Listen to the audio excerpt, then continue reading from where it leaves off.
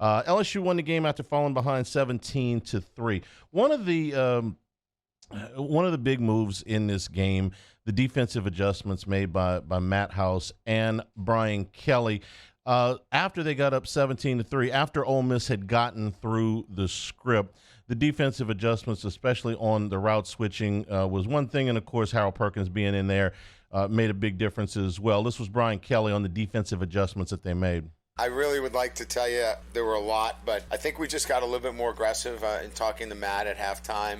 Sometimes we tend to cover up some things that we feel like are weaknesses, and they're not really that weak. And we just kind of said, let's go play, and probably a little bit more aggressive maybe in the second half, and just let the guys play.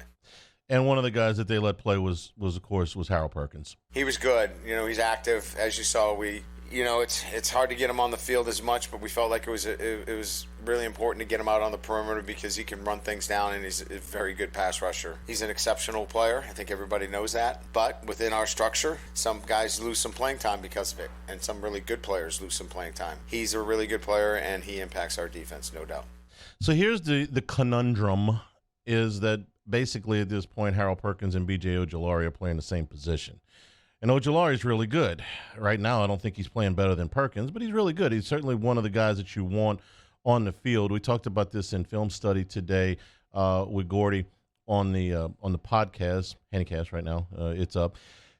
They have to have Harold Perkins on the field all the time.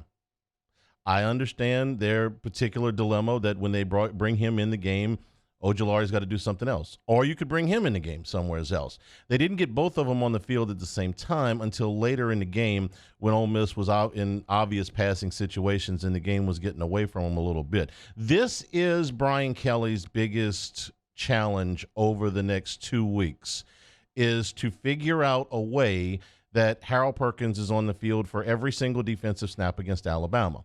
Because if he's not, they are having one of their best football players on the sideline. I understand that it creates a problem for Ojulari, so fix it.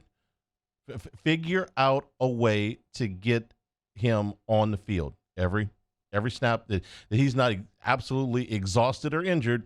He needs to be in the game, and Kelly talked about that. It's multiple clips. Lane Kiffin certainly talked about that.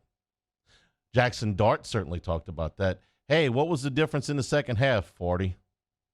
So they got to figure out a way to get him on the field because I've heard this from multiple people. The quarterback for Alabama is good, Bryce Young. It's not as simple as Perkins, Mr. Perkins, meet Mr. Young. Mr. Young, meet Mr. Perkins. You got him.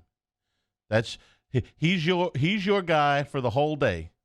Think of him as you're escorting him through campus, okay? You got him. Because Bryce Young at times this year has put Alabama squarely on his back. And I don't want to say won games by himself, but as close as you can get with a roster that talented to saying, man, that's the one guy they can't lose. Will Anderson is a fantastic player. If a team in the NFL with a quarterback already in place gets the number one pick in the draft, Anderson might be the number one pick in the draft. But he ain't more important to them than Bryce Young. Anyway, I digress. So the defensive adjustments were, changing on the switch routes. Obviously they got Perkins in the game, and mostly they just beat the stew out of Jackson Dart. I mean, you could tell in the second half some of these throws are errant because my man was getting hit. He was taking some punishment. And there were times where it looked like Ole Miss didn't have a real good answer for him, a good play calling sequence that he could get comfortable with. They never ran the football the way that they have all year. LSU held them to 3.1 yards per carry. So you take away somebody's most trusted weapons, and you watch them just go to pieces. There's a great quote from Tom Flores, the old Raiders coach, when they played Washington in Super Bowl 18. That was the big Raider blowout over Washington. And what they did in that game was they took away Washington's top two receivers, Art Monk and Charlie Brown. They put Lester Hayes and Michael Haynes on them, and they asked Flores about it, and he says, well, when you can attack somebody, don't attack somebody's weaknesses, when you can attack their strength, and you take that one thing that they know they can do, no matter what, you take that away, you break somebody's will.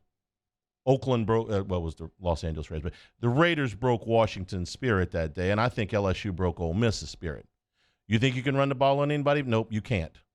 And once LSU got the lead, it started to snowball from there. So the defensive adjustments, one of the mega stories of the day,